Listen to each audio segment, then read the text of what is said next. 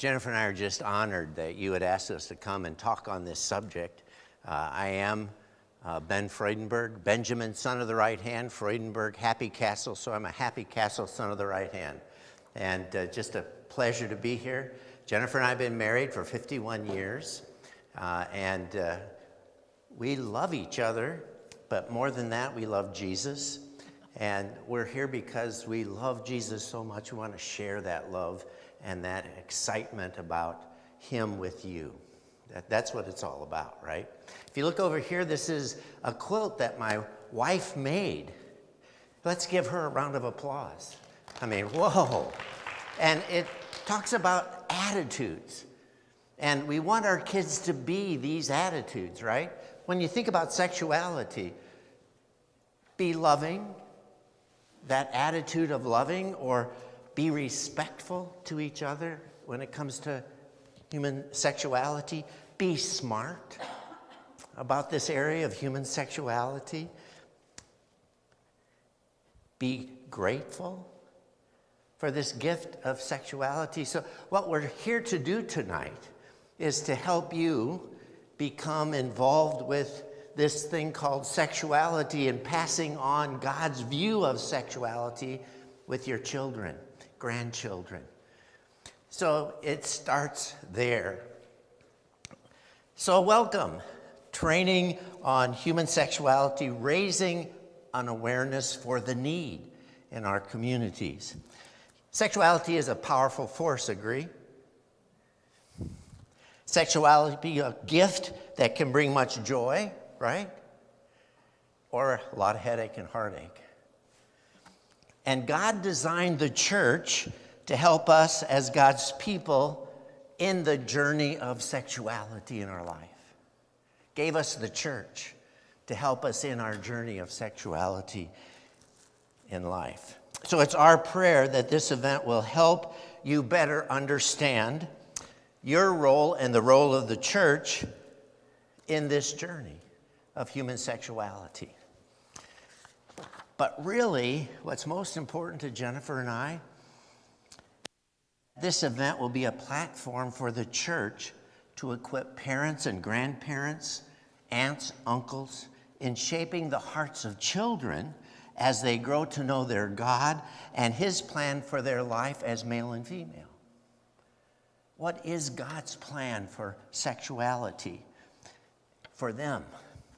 So this is really about helping God's people of all ages, but especially our children and grandchildren, to follow God's plan for their own sexuality. And to that end, would you pray with me again? Would you please pray? We thank you, and we thank you for your blessing, Father, as you created us as sexual beings, and we thank and praise you for this gift in our lives. Father, we pray your blessing as we come together to listen and discuss your will for this gift. We pray that you guide and lead us as church to do all we can to equip our people with what they need in this special area of life. We ask you to guide us as parents, grandparents, adults, as we impart your wisdom for being sexual beings to the generations to come. And we pray this in the name of your beloved Son, Jesus, our Savior. Amen. So what's our hope? Okay, what's our hope? It's on handout 2, handout that you have. First of all, parents will be committed to learn more about being a parental support to their children in the area of sex education and prevention, okay? That the people in this room will be more committed to learn more about being the parental support to their children in the area of sex education and prevention. And the second one is that the church will be committed to partner with homes, and I already know you are, you wouldn't have us here tonight, but that the church would be even more committed to partnering with homes in teaching God's will for human sexuality from children throughout every lifespan, every area of our life. So would you believe that the cultural view of human sexuality is quite different than the biblical view? How many would agree with that? Yeah. Now,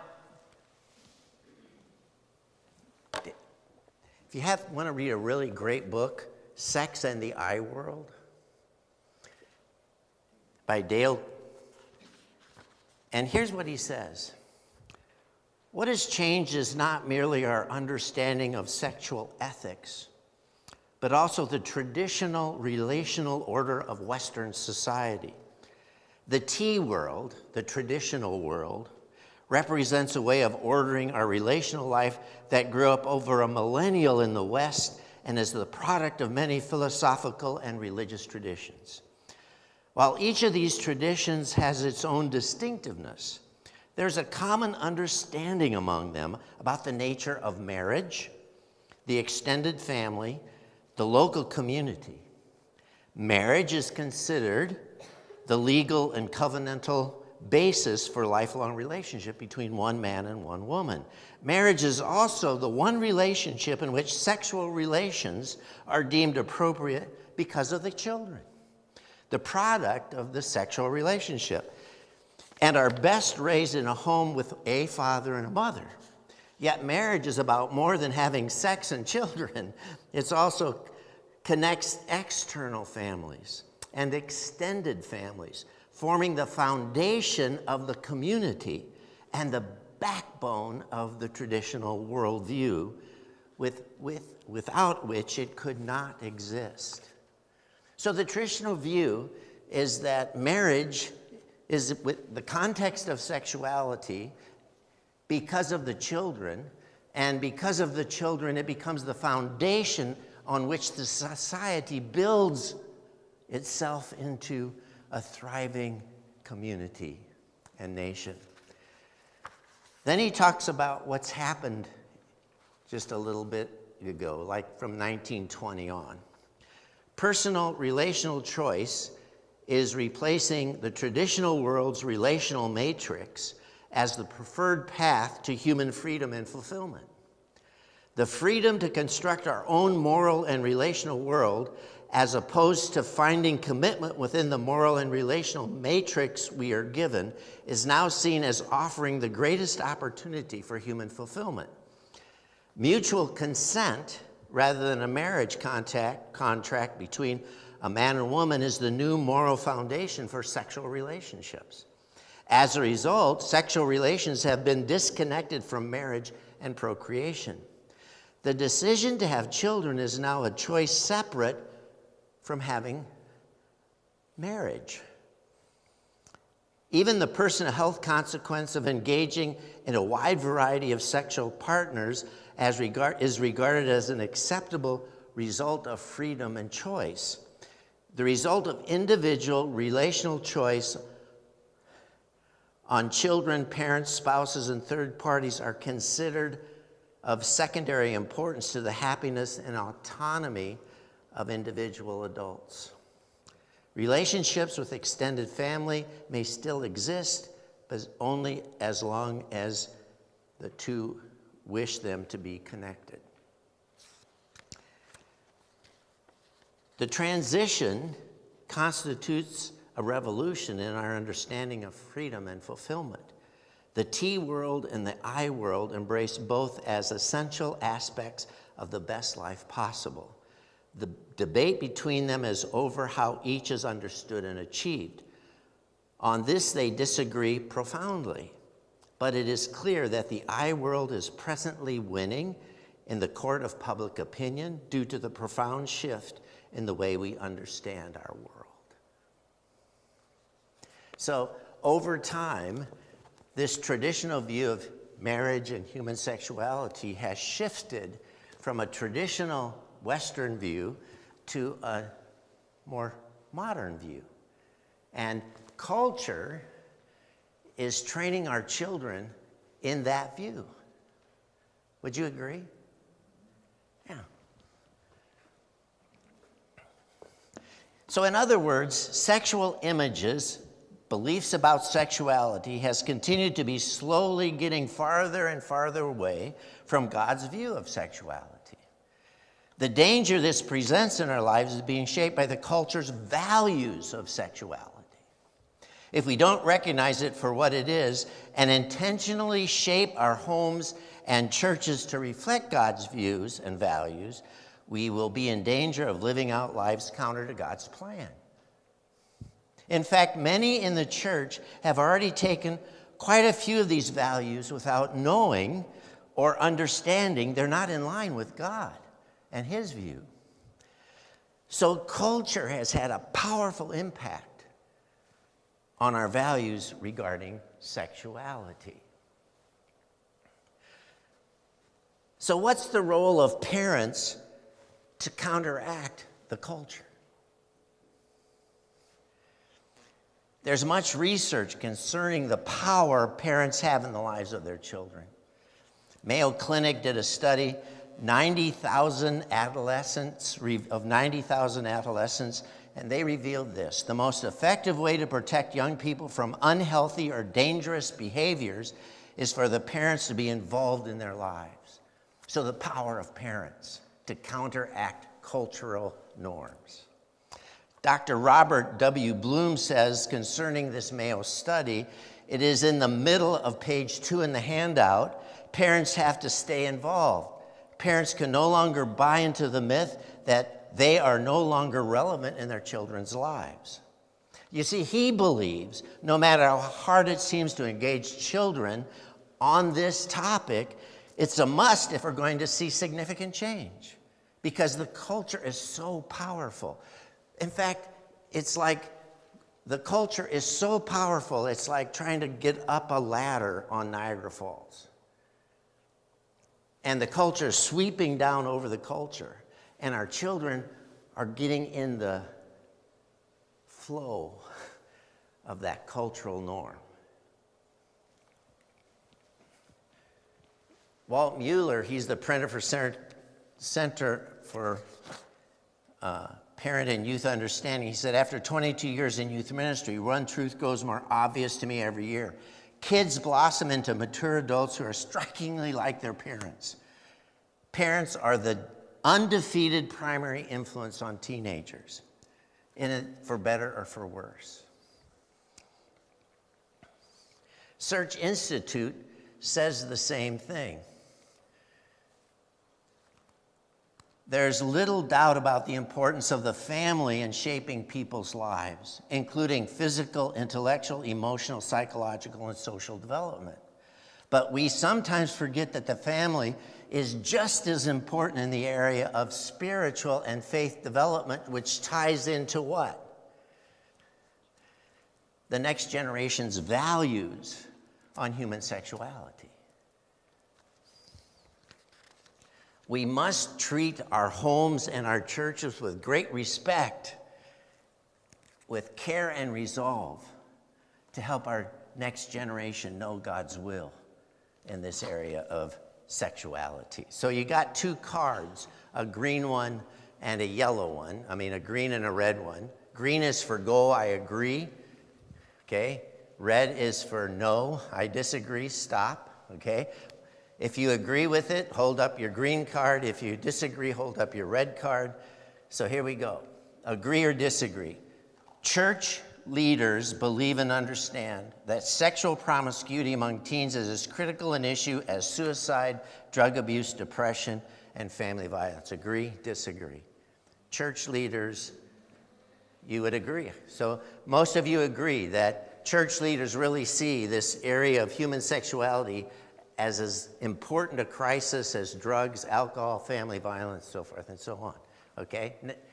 Next one. Agree, disagree. Parents believe and understand sexual promiscuity among teens is as critical an issue as suicide, drug abuse, depression, and family abuse and violence. Agree, disagree. Oh, we got parents. Church leaders are a little more on to it than the parents on overall. Huh? Agree, disagree when it comes to the church. Would you agree? Most churches have strategies in place to prevent and address teen pregnancy and sexual disease. We all agree on something. That's good. Okay, our leaders understand that it's really an important issue, but they haven't taken any action to have programming to back up their belief. Agree, disagree. Most parents have strategies in place to prevent and address teen pregnancies and sexual disease. Disagree, agree. Okay, so even though parents know that this is a big problem, there's not much action to back that up. Is that what you're saying? Agree, disagree. Christian parents are actively sharing God's value about sexuality with their children. Agree, disagree.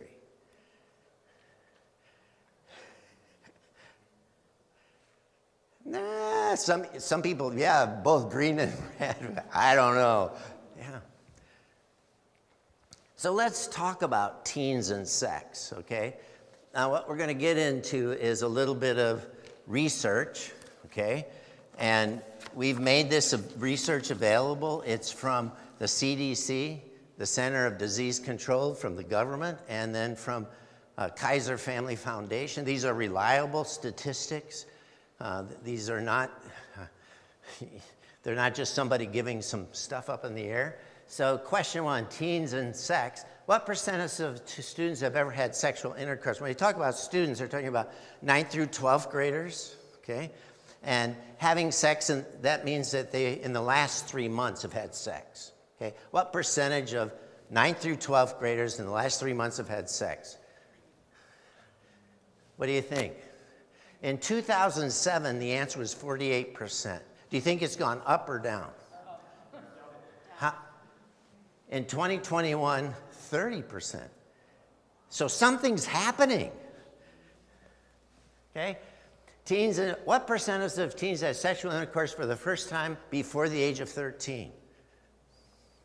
2007, the answer was 7%. What do you think it is today? We don't know. I couldn't find that statistic. I found it in 2007, but no one's done the research in 2021. It's just amazing to me that someone that young would be that involved already. What percentage of students were currently sexually active? In 2007, taking everything that they did, they thought about 33% of the students were active. It goes up as high as 48%. I'm sticking with the lower number, okay? What do you think in 2021? 30%. So again, the numbers are decreasing. Wonder what's happening in their lives that the number's decreasing. What percentage of currently sexually active students and their parents used a condom or birth control pills during the last sexual intercourse? So they've had sexual intercourse in the last 30 days, 3 months. How many used protection? What percentage?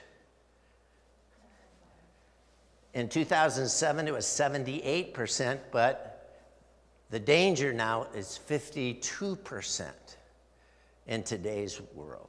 And so that's a decrease in sexual prevention from pregnancy and disease.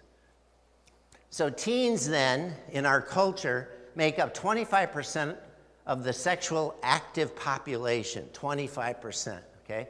They account for what percentage of new STI cases?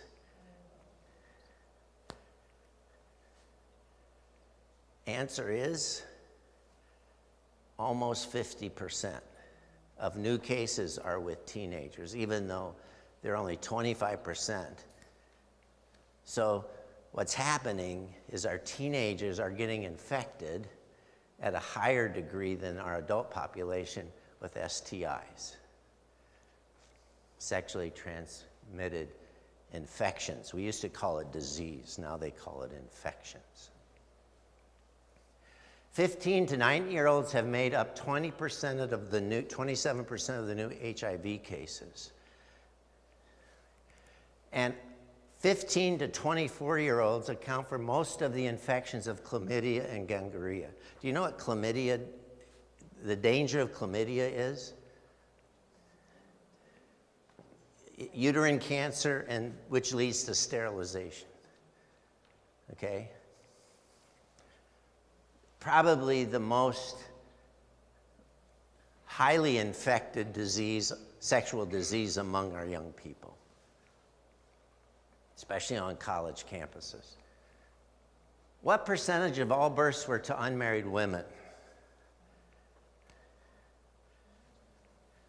7 to 10 births to women under the age of 25 having their first child were unmarried. 70% under the age of 25 were unmarried, okay? And in 2021, 40% of the children born in America are born to single women never married.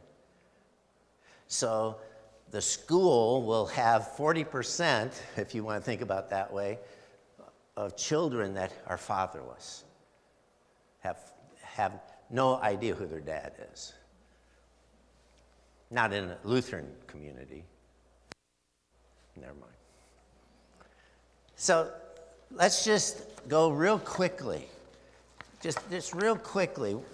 Let's talk about what God thinks about sexuality. God created and said that it was good, right? Sexuality is a good thing.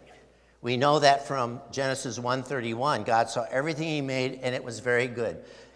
And there was evening, and there was morning. It was day 6. Our sexual capacity is a great thing. God blessed it, gave it to us as a special gift, and he said, this is good. God created male and female, and God said, there's a difference.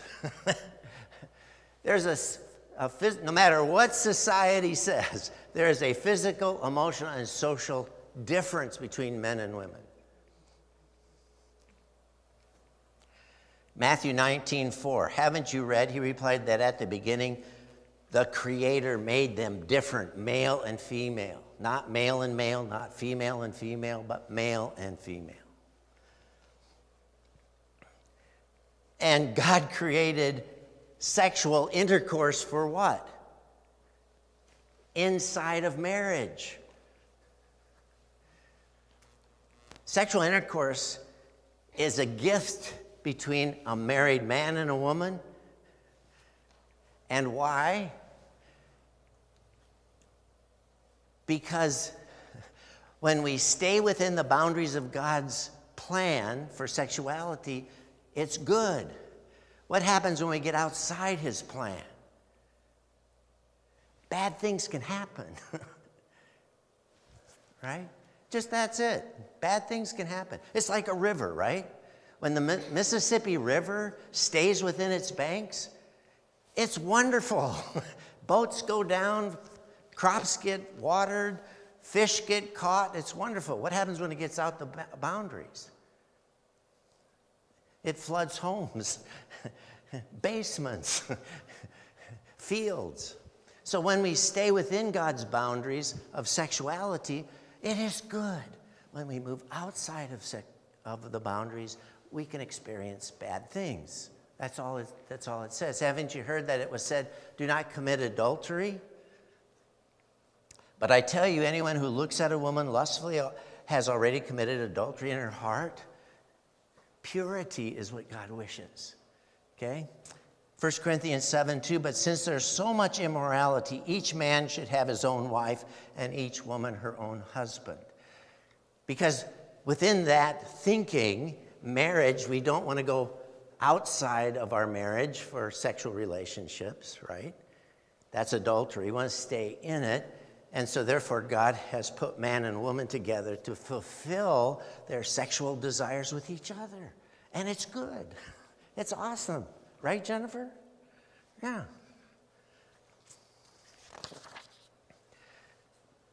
So God has a word for those who are married.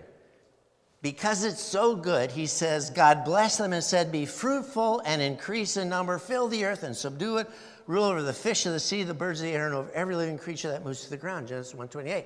In other words, God said, leave your mom and dad, cleave to your wife, and go make babies.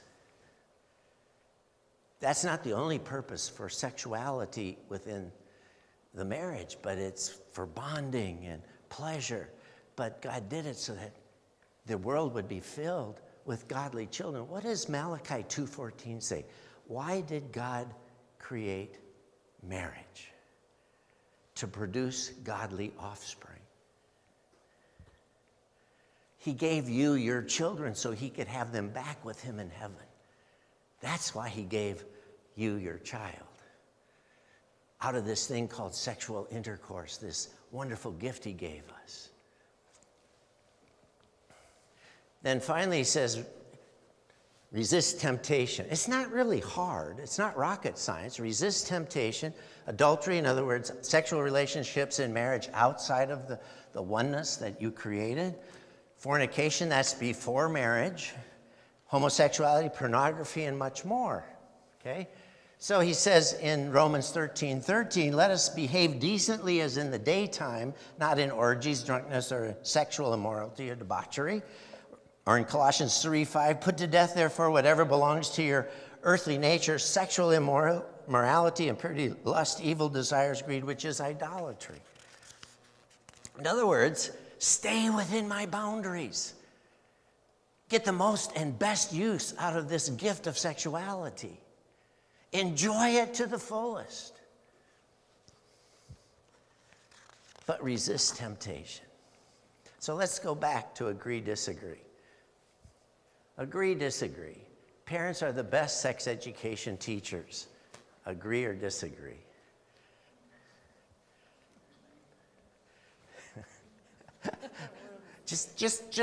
Just thought, you know.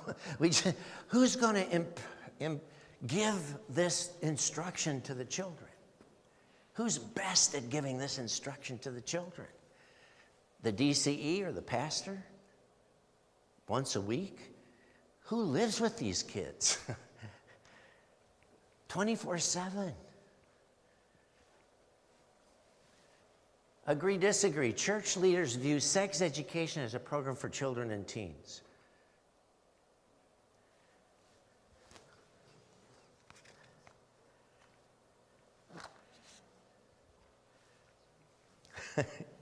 Think about it.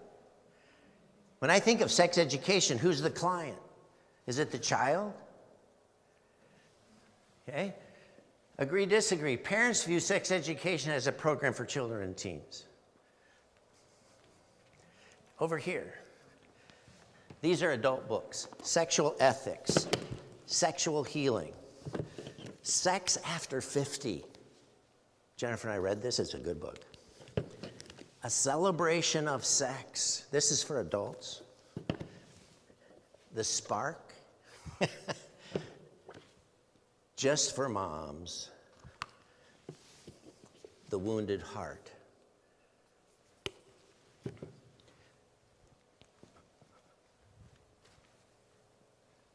You see, in my experience, as a Lutheran educator in my 51st year, graduate from Seward, master's degree from Seward, I disagree with the last two statements. I have shared life and faith in the church and community for over 50 years. I've come to the conclusion that in today's culture, the most important client engaged in the study of human sexuality is the Christian adult community, especially the parents. The reason is simple. I've discovered that many adults have not kept up with sexual information and statistics and are not prepared to guide their children through the maze of sexual formation. So church, let's get with it. Just real quick. This is the aha moment for me. This is Lester Kirkendall. He's the one that invented sex education in the 1950s. Now understand, Lester Kirkendall is a humanist. He is not a Christian. Okay, and what did he say? I became totally aware that the methods we use in relating to others sexually and otherwise are of highest importance. But he came from not a mindset of a moral code from the scripture, but from a humanistic perspective in 1950. He wrote his first book in 50, 60, got the first class at a university, promoted sex education in the school, and we're still using SICUS in public education. And SICUS is what he created, Sexual Information and Education Council in the United States. It was founded in '64 by Calder and others to promote sexual education in schools, but without a moral compass. That's talking about the biology, right? So here's the big deal, okay? To teach biology of human sexuality, biblical theology has caused a crisis in America around sexual issues in marriage and the family. Think about that. If sexuality is what I want without marriage, whatever it goes to, it pleases, right? That can have a devastating effect on our understanding as a cultural America on the purpose and the best use of sexuality in our lives. We must focus on the theology and be very careful and age appropriate with the biology. And here's the problem. The church is silent. It's become a taboo thing.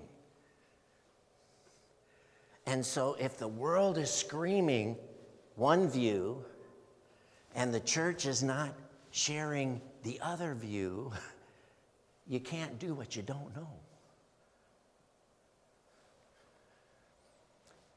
There's an effectiveness. Research gives high praise to abstinent plus programs. In other words, all the research says that abstinence only isn't enough. So let's combine abstinence with comprehensive preventional tools like birth control and other things. So in the public school, we teach both, right? They put hundreds of thousands of dollars into teaching sex education in our public schools, and it's working. Disease and pregnancy is going down. But what's the goal of human secular sex education? Prevention of disease and unwanted pregnancy. Not the teaching of any moral compass or code. So it's okay to go outside the boundaries. Encourage you to go outside the boundaries if that's what makes you feel good. Yeah. And the goodnight kiss at the end of a date has changed drastically. So what's the role of the church in shaping adults' view of human sexuality? What's the church's role? Well, that's Jennifer's job. My lovely wife is going to talk to you about equipping parents, our journey as teachers of biblical and biological sexuality from a real practical sense. So let's give a round of applause to Jennifer. And he's going to switch it up there to the other slideshow. And where's my script? Okay. And click it all the way to that one.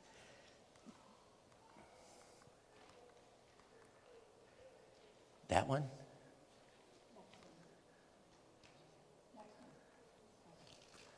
So I'm just going to tell you my story tonight, and I'm going to tell you how we designed a program for our children and how it affected our home and how it affected the church.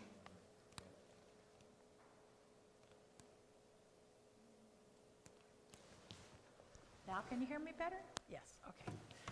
So when we start having kids, we have 2 daughters, and it's like, oh, we don't know how to raise these kids. What do we do? And so Ben and I sat down and we decided, well, we wanted our children to have inner strength. We wanted them to have a good value system. So what do?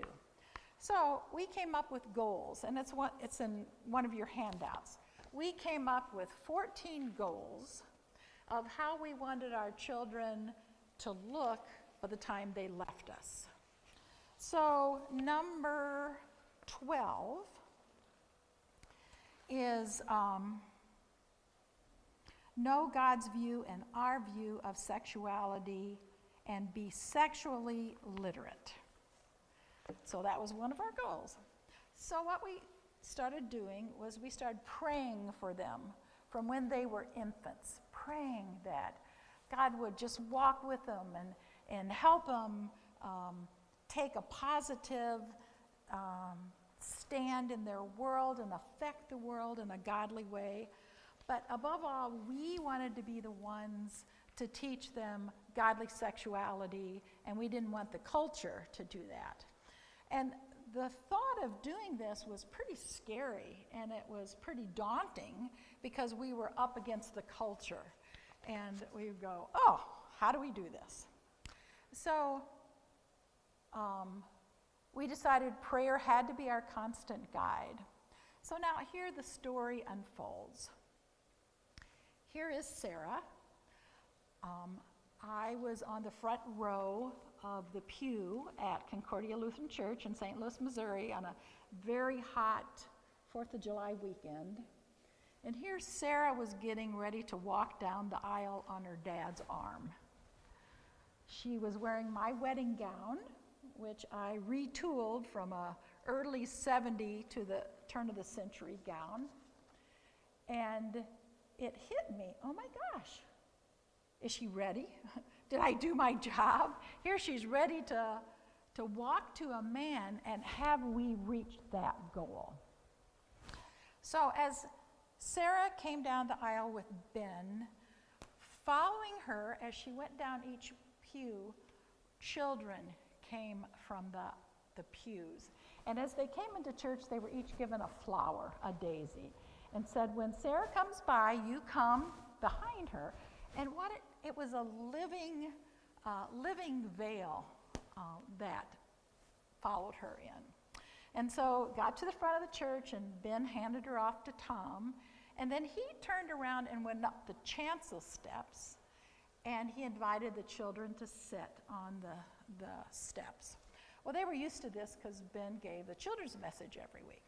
So here was Sarah sitting kind of on a high stool with her dress around her, with Tom standing behind her, and all these children. And he said to them, he said, you can go to the white one. He said, I want to tell you about 3 white gowns. He said, you'll notice that they're sparkling white as snow, pure. He held up the first gown and he said, this sparkling white gown, this is what Sarah wore when she was baptized. God said, Dibs, you're mine, you're pure, you're white as snow, you're my adopted child. And then the second gown he held up, he said, well, this is her confirmation gown, and Tom wore one similar to this, and he said, notice, it's white as snow. This is when they stood up in front of the congregation and said, yes, I have faith in the triune God. He's going to take me to heaven, and I love him, and he forgives me, and he makes me white as snow. And he said, today, look at Sarah. She's got on her 3rd white gown. He said, and it's white as snow. And he said, white as snow means purity. And he said, this white gown is to symbolize that she's giving herself pure to Tom, the man she's going to marry. And he looked at the children and he said, I guess you're going to have to go home and ask your mom and dad what that means to come to your wedding pure. And he closed by saying, well, may their marriage be one that's lived out in their God, full of forgiveness and love.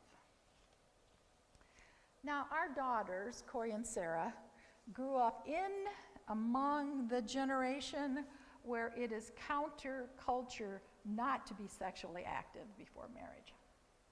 So you might ask yourselves, well, were your girls unpopular, or did they not date? Were they nerds? So we can go to the next one. Corey and Sarah were and still are awesome young women. They were captains of their sports teams. They were very athletic. They were top 5% of their class, National Honor Society. They both were given the Spirit of Christ Award from their high school and their senior years, and they both were homecoming queens in their respective years, and they dated a lot. So, looking at Corey and Sarah, they'd grown up in that congregation, and that we found that after Sarah's wedding, especially the guests who were there and experienced it, they began asking us questions. Well, how did this happen? How did your popular daughters come to their marriage as virgins? Well, my answer to them, it kind of caught me off guard, but it was, well, we had a deliberate plan. We prayed. We had trust. We had a deliberate plan, and we prayed. So, how did we do it? Well, when we first started coming to the point where we had to come up with a plan, I started to do some research on what was out in the world about sexuality. Well, this was really before the internet was happening. I had to go to the library and get books and pictures, and AI wasn't out, and so I had to really work at getting a lot of information that I wanted to use. And then I thought, well, how did I learn about sexuality, and how did Ben learn about sexuality, and how did that all work? Well, I was given a book, a little book by my mom when I went to work with my dad. My dad owned a Memorial Park cemetery, and I loved going out there and peacocks and climbing trees. And the little book was about a girl who started her period. And my mom said to me, well, if you have any questions, ask me. But I wasn't able to be the initiator. I couldn't go ask her questions. But I had a lot of misconceptions of things I'd heard. Excuse me.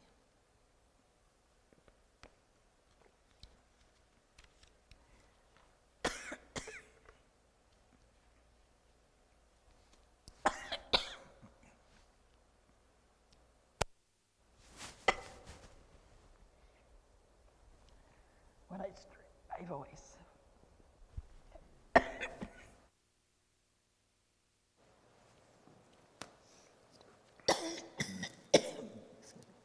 So then in about the 6th, 7th grade, my school had a movie for girls and their mothers one night to attend, and then on another night, a movie for boys and their dads. It was about the reproductive system. And a few days after the movies were shown, my male teacher asked the class, boys and girls present, if there were any questions. And the boy who sat in front of me, I'll never forget his name, it was Roger Siebert. He raised his hand and asked, I'm confused. How does the sperm from the man get into the woman? How does the sperm from the man get into the woman? And the class interrupted with laughter. But on the inside, Jennifer was cheering.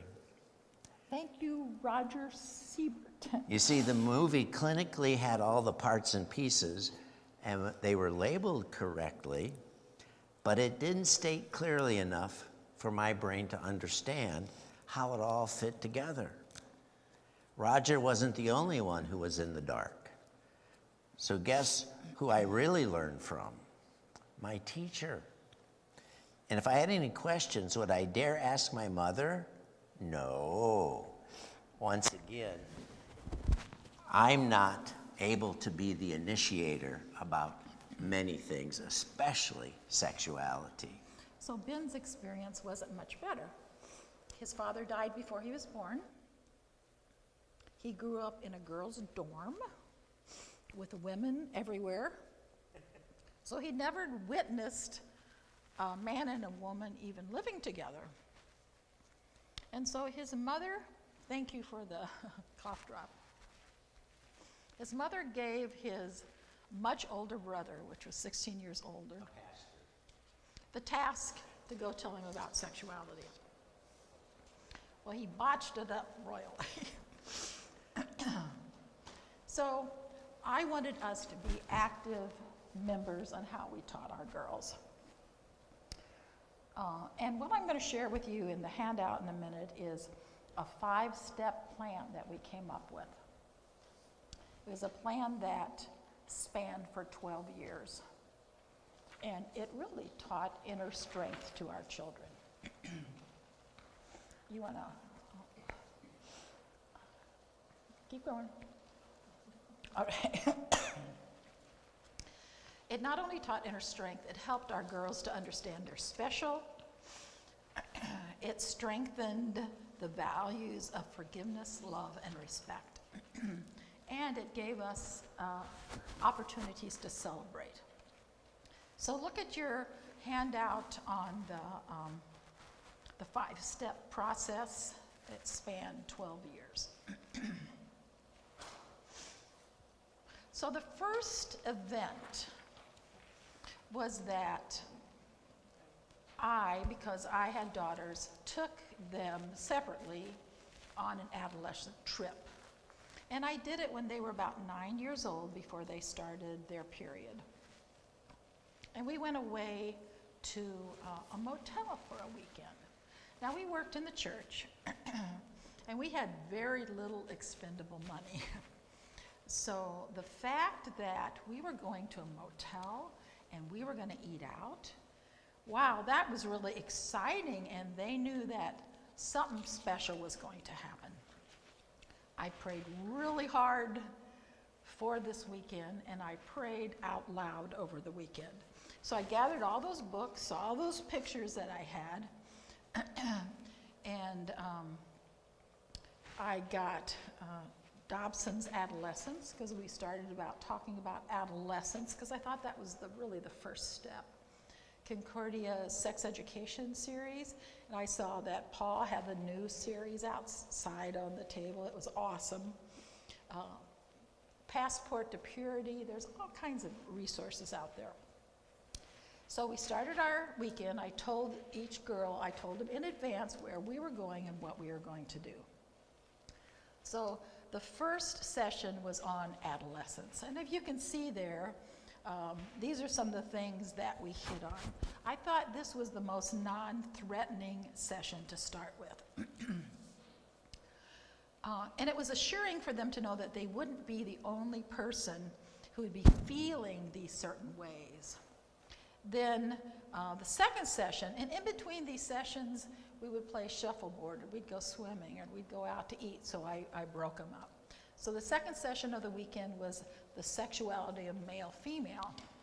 So you can see some of the things that are there that we talked about. And I gave the daughters a care package if they would happen to start their period in school, so that it would be there. I wanted them to know, I can remember in the 4th grade, the principal came into our classroom and said, all right, who etched that dirty word in the bookcase? Well, we all kind of looked around, and when he left, we all got up and went over and looked. Oh, now we knew a dirty word. We didn't know what it meant, and I don't know how many people used it in a different context, or a context that shouldn't be used, but I wanted the girls to know those kinds of things. The third section was on dating, and you can see in there everything we talked about. And I always emphasized there's always forgiveness in our life for who we are, and if you ever get in a situation, call home with no questions asked. And then this fourth session was contract and marriage. Now, I hit all these things throughout these cycles over 12 years because everything was important, but from a different perspective. Because when you're 10 or 9 and you're going into high school, you need to know those things, but a different point of view.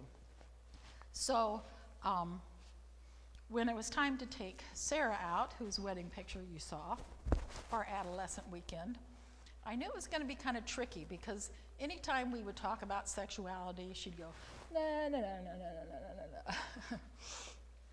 So we started out. She had her arms crossed over her chest. You want to go to the picture of that? And it was like, the look on her face was, are you crazy? You can talk to me, but I'm not going to listen. Did I ever pray hard? But by the end of the nighttime, though, Sarah understood a few things. I wasn't going to give up. I wasn't embarrassed by the subject because I laid it all out. And I wanted her to know that she was the most important person in the world right at that time. So early one morning before school, she was in her room just sobbing. And I went in and said, Sarah, what's wrong? I thought she was hurt or something. I mean, she was sobbing. And finally, I got out of her. She said, I started my period. And I almost started giggling because I thought, okay. And she said, I said, well, we talked about all this on our adolescent trip, what was going to happen. And, yeah, but I don't want to grow up. So it was just interesting, but we had already started to build a relationship. So that's event 1. Event 2 was dinner out with a parent of the opposite sex. So if I had boys, it would be with me, or girls with him.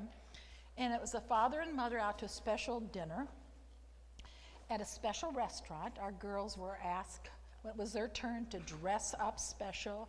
It was at a restaurant where they knew we never could afford before, the shrimp cocktail and the whole thing. And then it was Ben's opportunity to talk to the girls about the same kind of things, but on a different level because you're in a restaurant. So they talked about sexuality, respect, purity, and a locket. Ben gifted each daughter with a locket with hearts intertwined and engraved on it, or it could be a purity ring. But Ben challenged them to wear it on dates or on their wedding day to remember that she was loved by God and her parents, and a visual reminder to keep herself as a virgin until marriage. Well, one year, I started writing devotions, and I sent them to the girls. And each devotion was based on a Bible passage, and they started sending me devotions back that year. It was a milestone year. We learned so much about each other. It was like, I didn't know that, and really, and it was great. And I want to read you a devotion Corey had written. It's called A Father's Instructions. It's based on Proverbs 1, 8, and 9. Listen, my child, to your father's instruction. Do not forsake your mother's teaching. They will be a garland to grace your head and a chain to adorn your neck. She writes, it was a very special evening, one meant only for a father and his daughter. I was 13 years old, getting ready to move from junior high into being a real teenager in high school. I was instructed to put on my best dress because dinner was going to be someplace very special. We drove out by the airport and were seated in a plush, dimly lit restaurant surrounded by windows. I was captivated by the lights as we watched the planes come and go from our table, perfectly situated on a raised platform. I'd never been in such a fancy place before, and to be there with just my dad made me feel pretty important. Dad started off the evening with shrimp cocktail, something we never had been allowed to order in a restaurant. Our Cokes came with special little red straws, and dinner ended with a trip to the gourmet dessert bar. Then Dad pulled from his pocket a red velvet box, and opened it for me to see what was so preciously stored inside. Listen, my child, to your father's instruction. They will be a chain to adorn your neck. Corey, he said, your mother and I want to give this chain and locket to you for a very special reason. You see, the two entwined hearts on it have a very special meaning. God has filled your heart with love for him so that the two of you will always be together. Someday he will bring a very special man into your life that will captivate your heart forever. Not only will you and this man bind hearts, but you will also become one. God gives each of us the gift of sexuality as a way to completely give ourselves to one another within the act of marriage. It's a beautiful gift that someday may lead to a house full of children. This gift of sexuality is something that is to be treasured and saved until your wedding day. Our prayer for you is that you would keep your body and this most precious gift of sexuality holy and sacred until you're married. And may this locket be worn around your neck as a reminder in the days ahead of the special gift. Corey then continues. Then, many years later, on the night of my first wedding anniversary, I found myself again in my best dress at a very nice restaurant, sitting across the table, this time from my husband. The next picture. I laid in his hand a silver box. It's the next picture, I think. Engraved on top were these words, my first and only. Inside lay the gold locket with the intertwined hearts. So, here I am, many years later, Corey and Matt's wedding, as then I'm helping Corey redo her mantle over her fireplace. She placed some meaningful photos on the mantle. In the middle, she put her wedding picture, and she got this aha look on her face. And she said, I know what I want to put next to that picture. She went upstairs, and when she came down, she had cradled in her hand that most precious silver box. Just think what a witness that will be to anybody who comes in that home. So we had the adolescent trip. We had Dad taking her out for his part of it. Event 3 is right before high school because they're going to encounter all kinds of stuff going on, and you can look at the handout what we did event 3. And we talked about rules of the home. They're going into high school. What are the home's rules about dating? But first, Ben and I had to set the rules ourselves before we could give them the rule. So the 4th event was when they were junior or senior in high school. Because they'd already started dating a lot, and once again, we hit things, but from a little different perspective. And I told them, for men, having sex is closeness, and for women, hugging and being close before the act of sex is closeness. So those are the things that we talked about. The next. Each of our girls were different in their reactions, and I had to temper the way I needed to deliver the information to each of them. The last event, the 5th event, this is a very special event right before the marriage for a mother and a daughter or father and son. And I would encourage a night in a motel. So remember, this whole process spanned through 12 years. Had a special night out in a restaurant. Of course, if you're a father, you're going to approach things from a little different perspective. You're going to talk about respect, emotions, pain of the first time, maybe of a woman making love, how to make the night special, meaningful, and godly. So, for each of my son-in-laws to be, I kept waiting to see if their dads talked to them about what was going to happen that wedding night after the wedding. Not a thing. And I thought, well, I'm not going to let this go. So I sat them down and I talked to them, and I asked them if they would carefully plan the evening out after the reception when they got to the hotel. I said, there's going to be all kinds of emotions. You know, the woman has been told, no, no, no, no, and now everything's okay. Emotions are going to be high. How are you going to make this special? What are you going to do?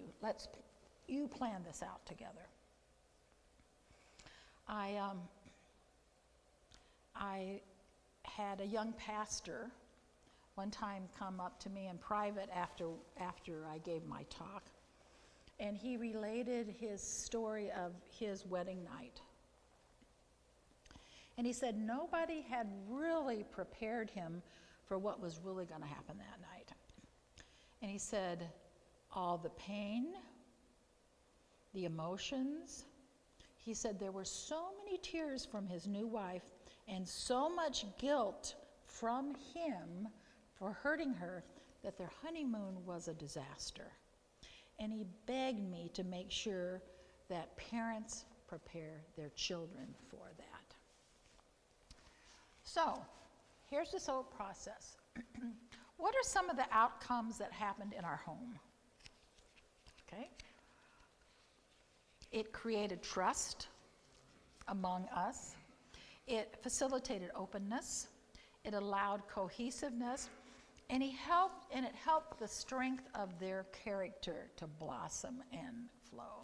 So when we'd watch TV and all these different things would come up and we'd say, you know, that's not right, that's not right. They just kind of roll their eyes and go, I know. But they caught it. They caught it. And in the church, these were some of the outcomes. When we started telling them about this process because they were asking, in our congregation, we had no idea what would happen.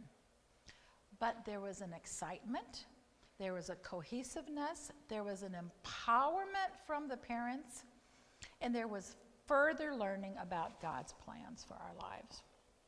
So we gathered a group of parents who were interested in discussing how they could implement a process to help their children stay sexually pure. And attending that, there were parents of kindergartners, parents of pre-adolescents, parents of teenagers.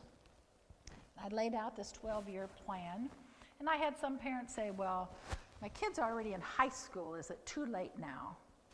And I said, no, it's not too late. It maybe will be a little more difficult than starting when children are really young.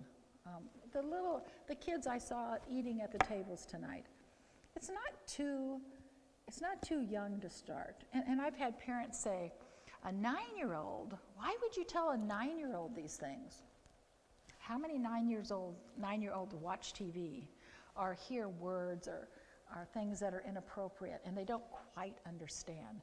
And so our whole process is, when they're young, the godly words to say, to call the parts and pieces the right thing.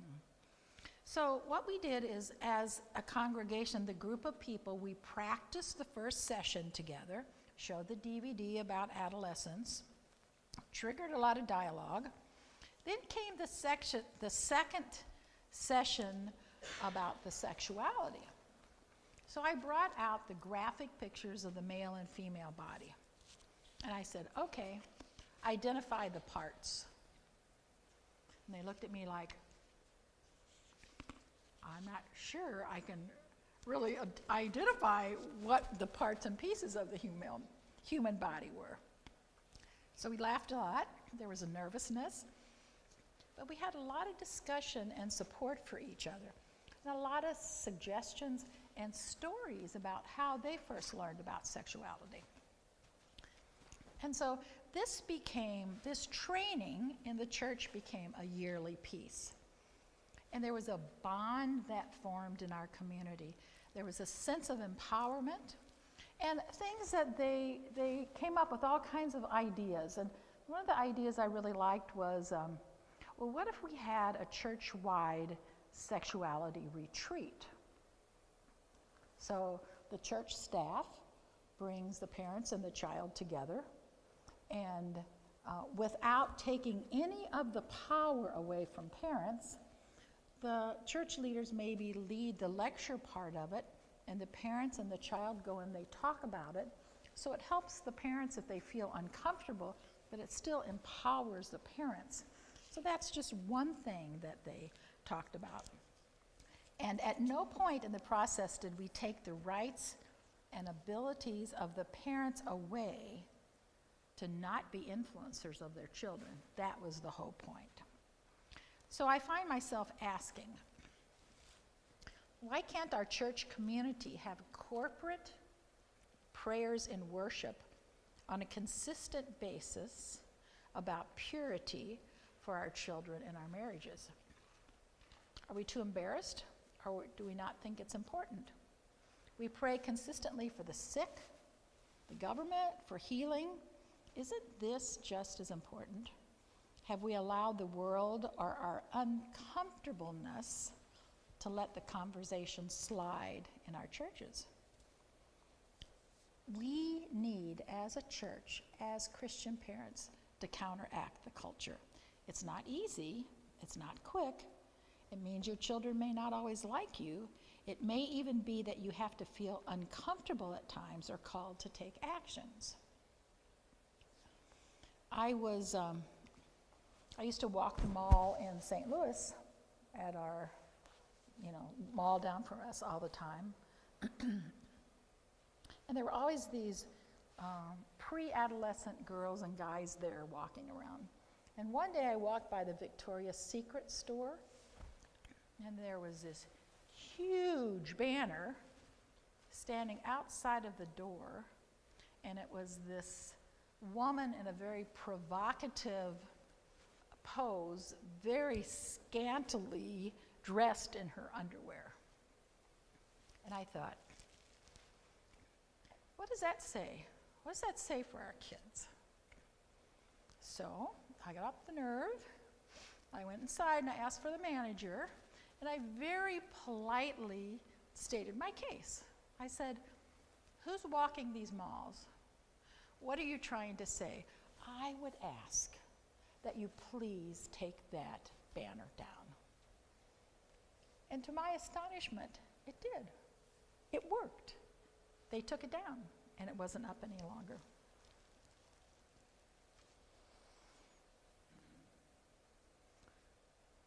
And so I ask, who's going to teach our grandchildren? I mean, we support our kids, and we also need to support them in teaching our grandchildren, and we can make a difference. So in your handout, you're going to see 2 letters.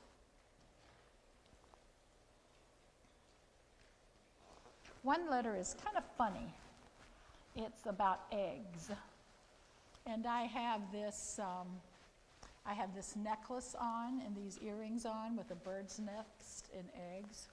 And the one letter talks about, birds, what colored eggs do they have? And then I said, you know what? You are so privileged. God made you as a woman, and look at all the eggs you have in your body. I stated the statistics, and I said, those eggs have a little my DNA in it. Your child may have my nose someday, or who knows? I said, so I ask you if you please would be very careful about who you choose to share those eggs with. And then I stated in there what God says and why I asked them to do that. And then I had another letter in there for my granddaughter about my view of godly sexuality. And I think we can make a difference. As a Christian grandpa and grandma, moms and dads. And so this is only one style. It's just something we did in our home and something we did at church. But man, did it change the culture in our home and the culture at home. And remember that parents may not just pick it up and find all the information. If the church could be the advocate in helping the home do this, that would be great. you want to finish up, and then we'll do that over there? So switch it back to me. Oh, the eggs. When I gave him this necklace, I called it the J Eggs Club, Jennifer Eggs Club for Grandma Jennifer.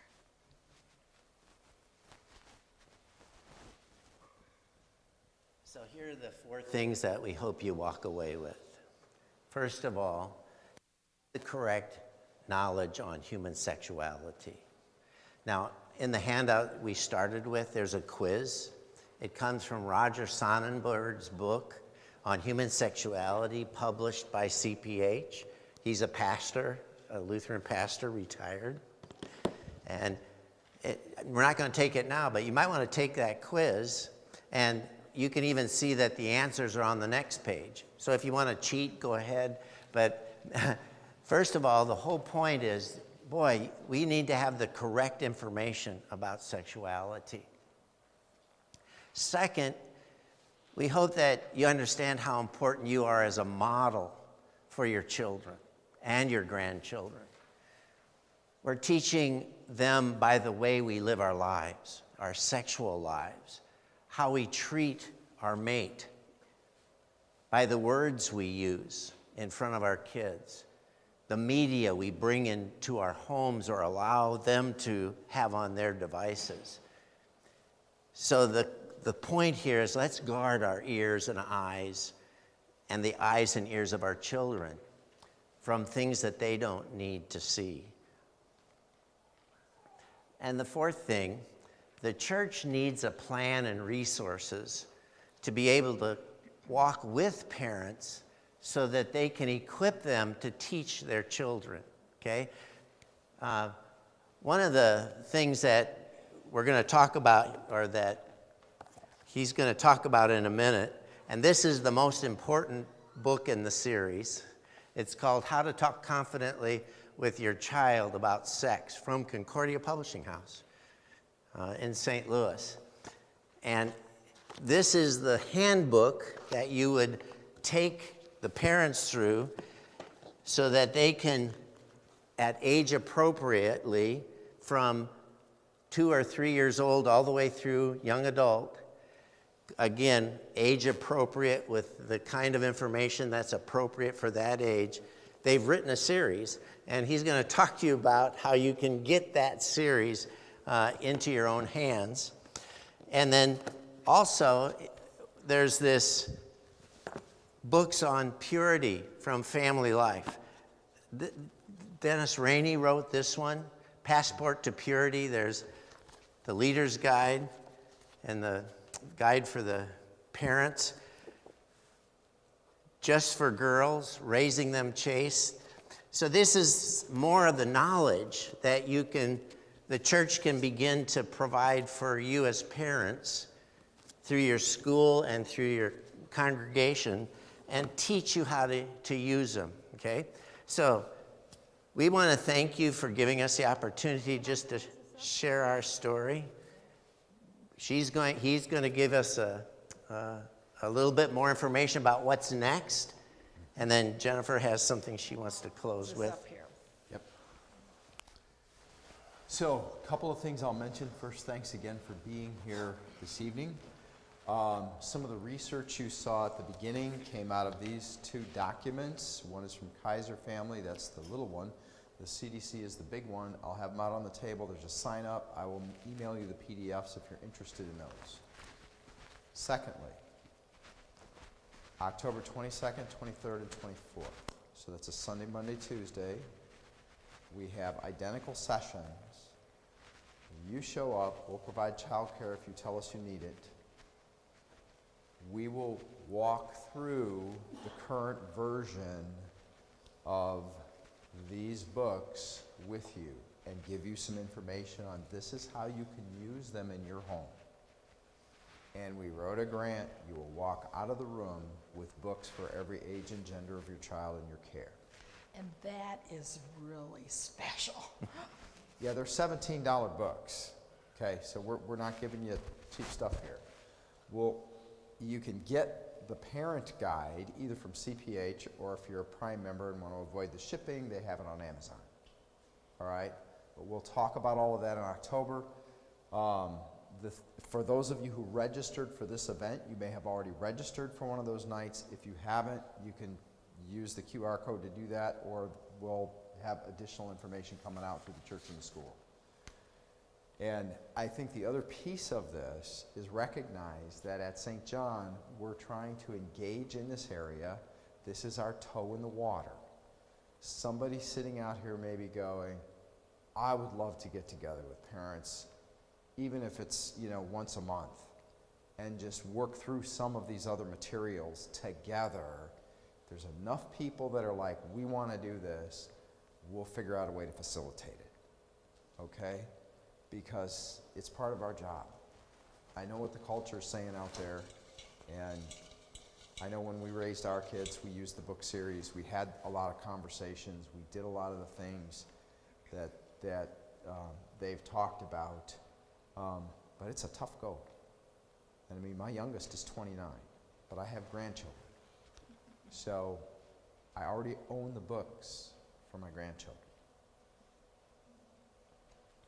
It's got to be a gift to parents. So with that, thanks again to Jennifer and Ben, and she's got one more thing that she wants to talk through. As Ben talked about this quilt, I made this quilt and I kept thinking, I go by it and think, there's got to be a way to teach godly values to our kids. There's just got to be a way. So I turned it into a book. It's called Be Silly, Be Dilly, Be Doodle, Be Doe, the Be Attitudes We Should Know. And there's a bee hidden on each page, and there's limericks, and then there's questions for the parents or the teachers to talk through at home dinner, devotions, school, whatever. These are for sale, but tonight I'm giving Paul, where did Paul go? Paul, come here. I'm giving one book away and 3 other bee attitude things away. So you need to pull, and the books are for sale. If you want one up here, they're $12. Okay. Pull out 4 names. Just pull them all out. My hand is too big to get into the jar. All right, I got 2. We'll start there. Okay, how's it? start You ready? there. Daphne Gaff. Come on up. Read the next one then. Okay. Danielle Alt. Oh, she's doing the grief thing. So you may, I think. Oh, she's here. You may choose this, or this. And you may choose whatever one she doesn't. You may choose one of those. All right. 2 more. It's a honey pot. All right, I got 1. This is Rosemary Lang. Oops, let me just get one. We have this one or this And one. Carrie Tibbs. Okay. All right. And you got what's left over. But this is my favorite. So, thanks to Paul. And Thank you. God's blessings on your journey. It's worth it. It's worth it. It's worth it. Good night. Thanks. Have appreciated you being here. Blessings. And if you're not signed up, watch for the sign-ups for October. All right. Thank you. Thank you, Paul. Thank you. Thank you for the opportunity. Thank you. This old man, that was fun. For old men, this is fun. And Ben and Jennifer are around if you want to talk to them. I realize it's a school night, so many of you have to collect children and get them in bed. And so who goes to malls anymore? That's what I want to Scary. know. But Do you go to malls? I don't either. Neither do kids, I started This is the coughing, mall right here. My voice gets overworked. Amazon. Absolutely. Thank you. Oh, okay. Okay. So, yes, you may. And if you want Reach.